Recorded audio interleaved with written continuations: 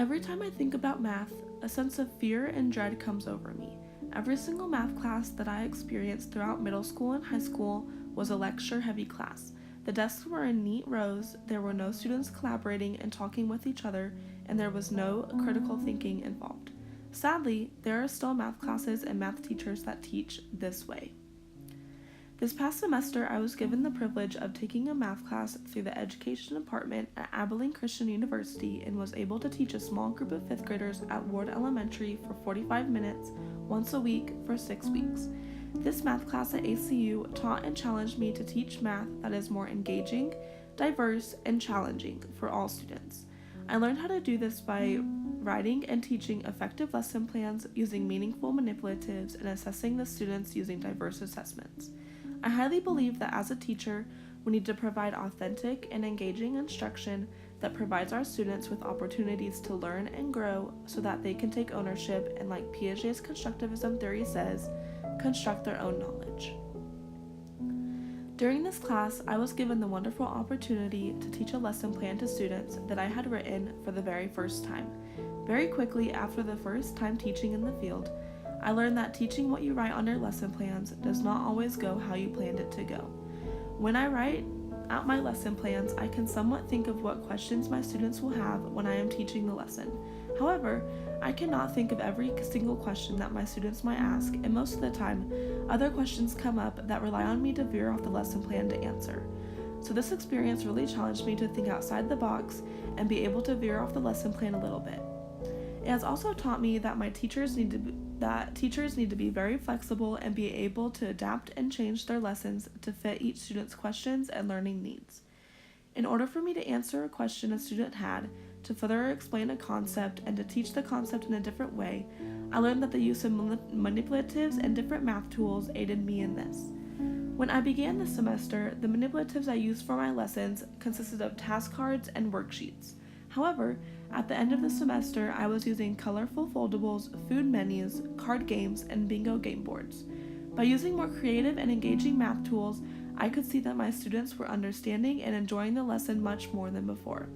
I was also able to see Vygotsky's social constructivism theory through the use of engaging manipulatives because the students were able to collaborate and learn through interacting with each other using the different math tools.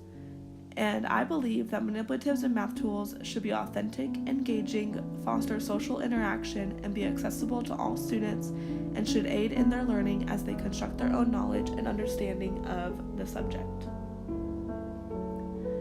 Another insight that this teaching experience at Ward Elementary has given me is that no two students are the same.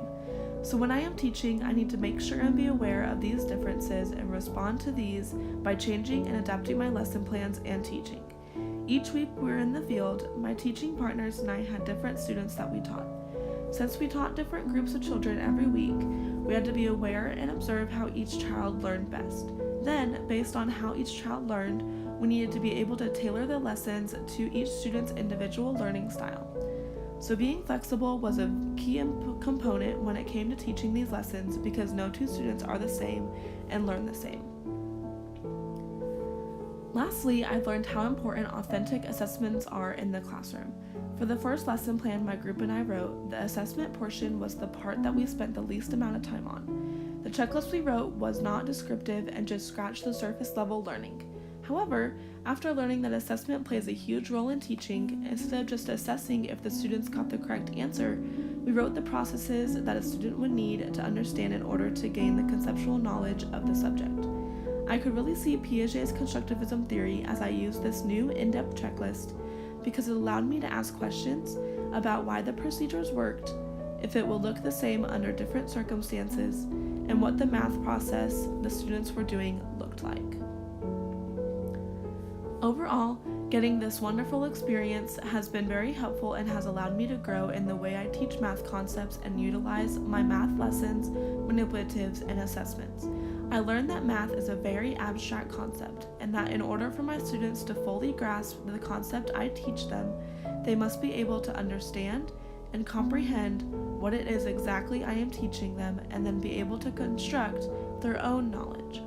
I also learned that since children must construct their own knowledge, this process takes time and practice.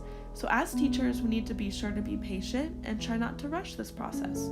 I believe that education is the most powerful tool available. Through education, I can equip my students to be successful in the classroom and in life.